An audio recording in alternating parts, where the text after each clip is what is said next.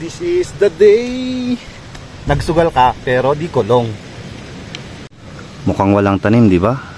Pag tinitignan mo parang damo lang ito, dry pero wag ka. Meron 'yan. Malabas na yung malalaki. Na target. Parang lupa na. Wala nang laman.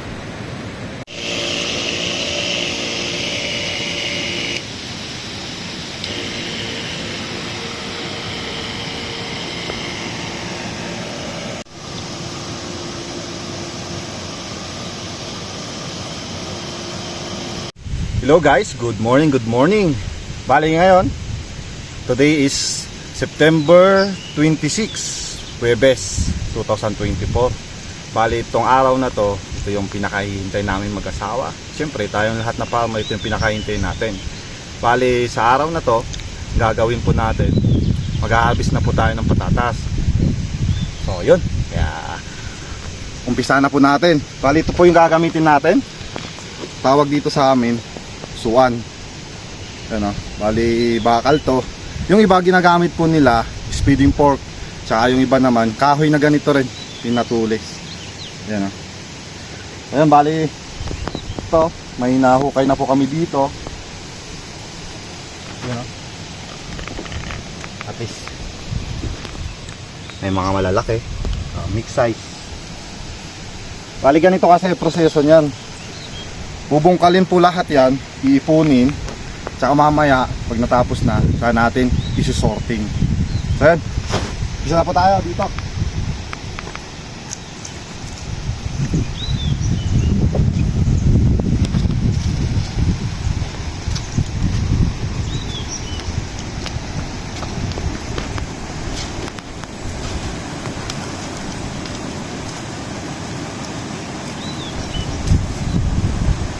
Tumubo na po yung iba sa katagalan na na-stock. Tumubo na.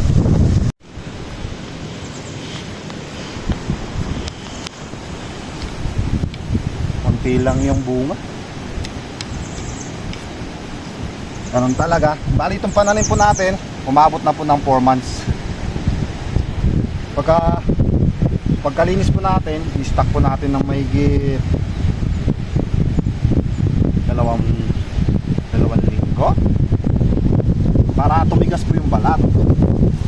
Parang hindi ata 2 linggo, parang 1 buwan ata, kasi kakahintay po ng magandang presyo. Yun, uy, ay lumalabas na yung malalaki. Banda-banda. Kanya mahaba, long size.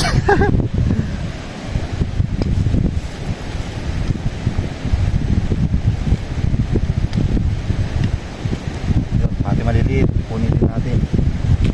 Pwede may benta yan.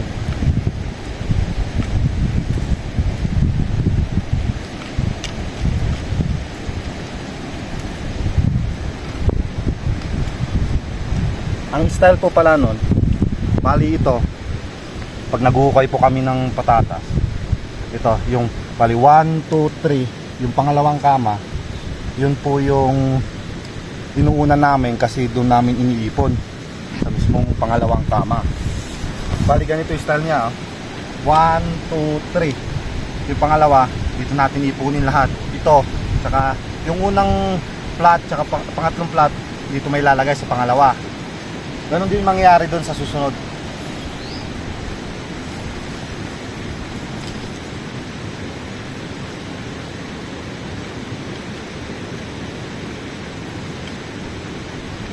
Wala nang laman.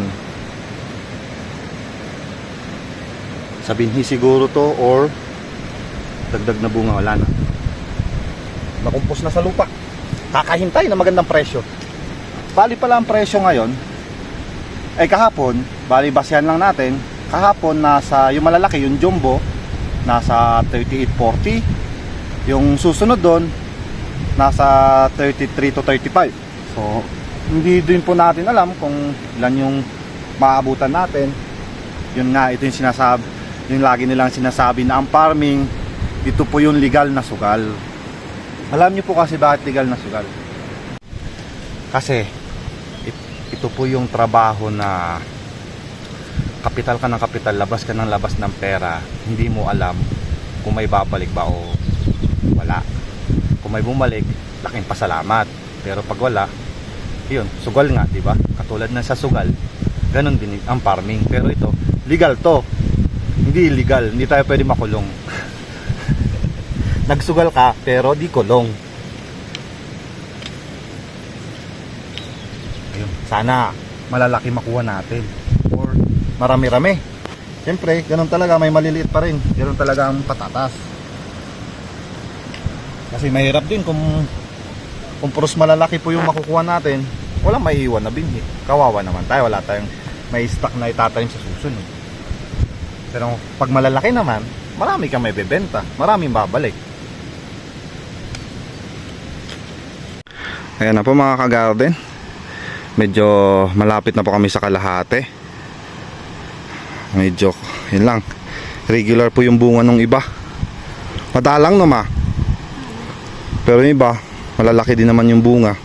Ganito po talaga pag matiming po na nagtanim tayo, kasi nun kala namin maaraw nung month na yun, kaso nga lang yun nga, ilang bagyo na rin yung dumaan dito, 3. Tapos nung in-stock pa natin, ilang bagyo na yung dumaan nitong September, no ma? Ilang bagyo yung dumaan. Yun, kaya nagganito. Marami din po kami nitapon na bulok. Hindi talaga maiiwasan. Yes. Klema natin.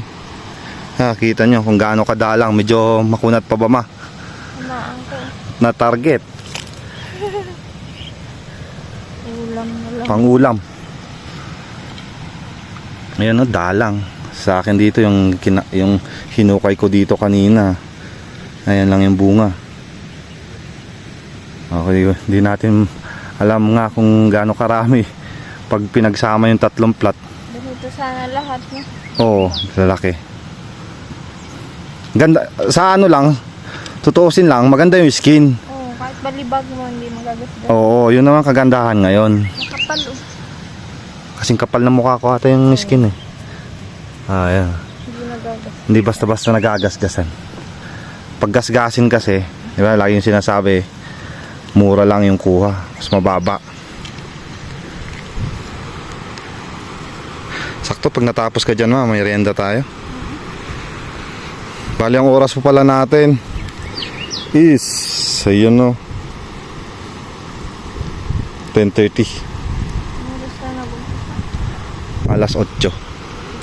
Pare kanina kasi, syempre, may yung pinunla po natin, patubig po ako doon, tsaka nag-spray pa.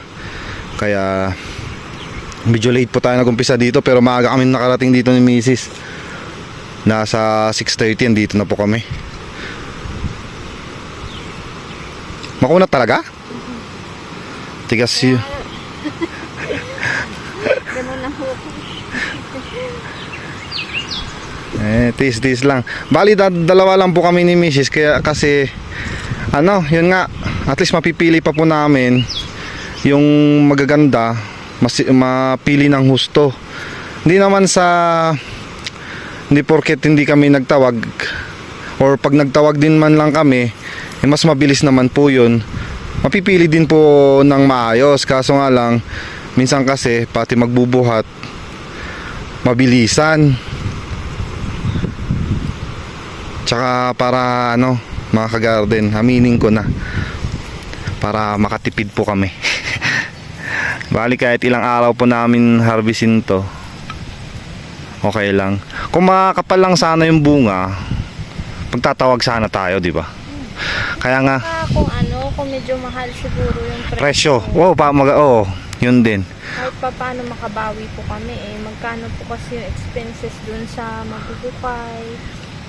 Ganun. Yung mag-uukay lang medyo. Kami ng 5, 300 po ang bawat isa. At least ganito lang din naman karami, kami na lang po mag-unti-unti. Yun. Kaya kahit ilang araw abutin namin dito, okay lang. Tsaka sakto din lang kasi busy pa yung may-ari ng sakyan. Sakto baka pag natapos to, pwede na tayo magbenta. Grabe, dami talagang bulok sa klema. Talaga, sugal nga. Laki ng kinapital ko dito. Buti nga libre pa yung binhi ko kasi sarili kong pabinhi to nung last eh. Ito po yung tinanim ko dati na yung malalaki. Di ba ma? Nagtago po kami ng ilang sakong binhi. Kaso pala, yung ganito po palang klaseng binhi, kailangan sa tag-araw maganda siyang itanim. Hindi ko rin naman po alam. Gawa nga po ng bagong binhi. Eh yun. Na-testingan natin. Hindi siya maganda pag medyo maulan.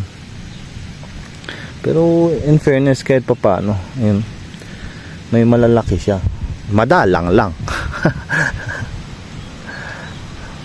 Ay, tutulungan ko na po muna dito si Mrs. nang makapagmerienda na po kami. Yan po yung mga bulok. Parang lupa na. Katagalan na na-stock yun. Ito yung paumpisa. Paumpisa na.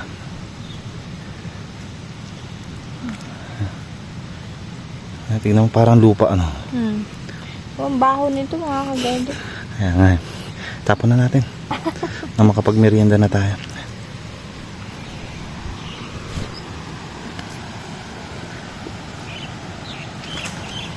Merienda na po tayo. Ito po yung baon natin. Baon tayong tinapay, kanin, saging, kitcherya. Oh. Saging tayong tatlo. Tatlo lang na iwan? So, nagtripan ko kanina. Dami ko po kasing kinuha ng ganito kanina. Binigay po ni Auntie Pilising. Thank you po Auntie. Alam niya pong magkakakali kami ngayon, mag-harvest, kaya nagbigay po siya ng sakto na timing kanina umaga. Pagdaan ko kwentuhan kami unti. Yun. Sabi niya may saging ako dito. Nagbigay. Thank you. Hey Auntie, thank you.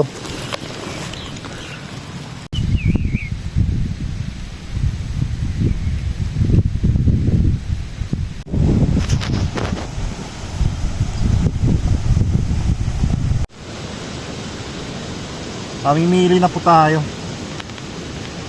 Ito, yung malalaki. Yung isasako po natin.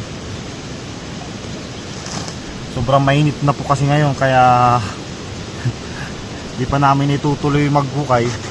Mamimili na agad para hindi po masyadong maarawan, magdadry yung skin.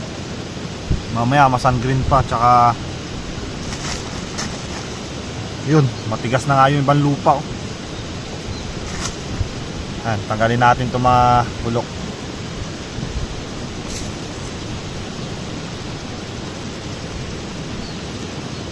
Yung malalaki pa pala ngayong kinukuha ko dito, yun yung sinasaka ko mamaya. Kukunin naman natin itong mga ito. Mga to extra. Ito is XL. Wala tayo masyadong jumbo. Yun lang, pipiliin natin yung medyo malalaki. Tsaka yung mga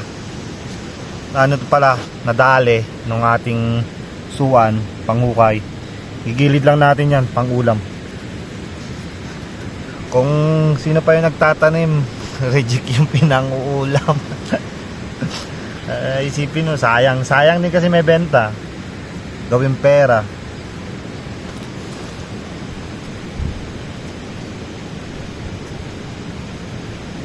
Ganun lang mamili.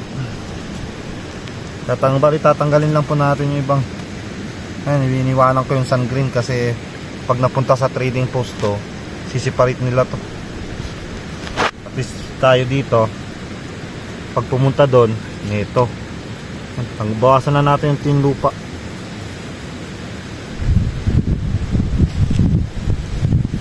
Ayun na, medyo wala pa naman sa kalahating sako. Yung bali ito lang isang hindi naman isang kama, Pagitan. hindi, lapagan. Isang Lapagan. Yung isang pinaglapagan po natin, yan yung nakuha natin na malalaki. Hindi natin alam dyan sa mga bali yun, ilan lapagan na yung nagawa natin? 4 na mahahaba.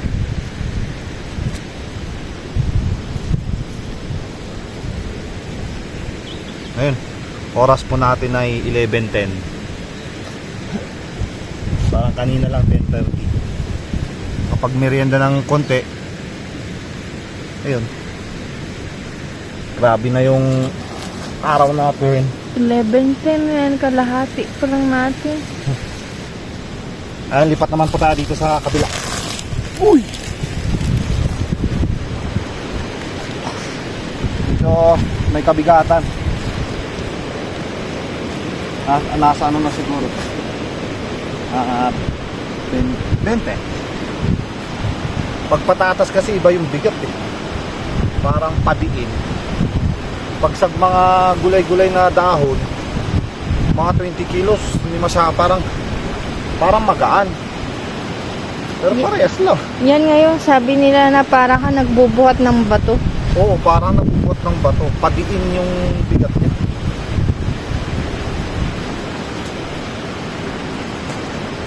Ganito sa ano.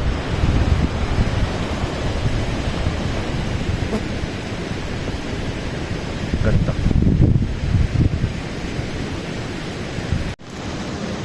Tuloy na po namin. Mamaya na po ulit tayo mag-vlog.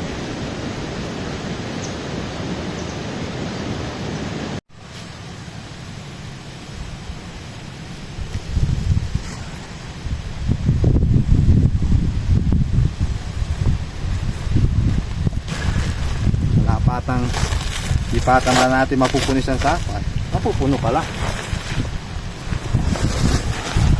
Sige lang. I can manage.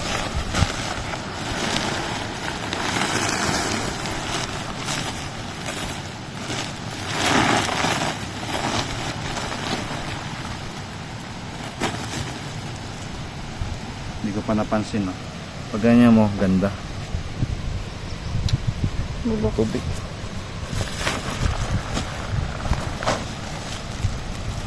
Yung pag ginanyan mo, bali isang sako, yung 4, bali 5, 5 lapagan. Ito lang po yung bali isang sako lang yung buo natin na malalaki. Medyo mahina, pero at least mahina man, may naiwan pa para sa atin. Yun naman pa importante doon. Hindi bulok lahat. Ay, masakit sa bulsa yan, tsaka masakit pa sa ulo.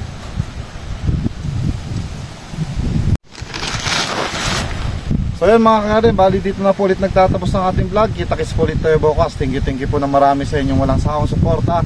Tsaka sa walang sawang din po panunod. Mag-ingat po kayo palagi mga kagaden. God bless. Bye bye.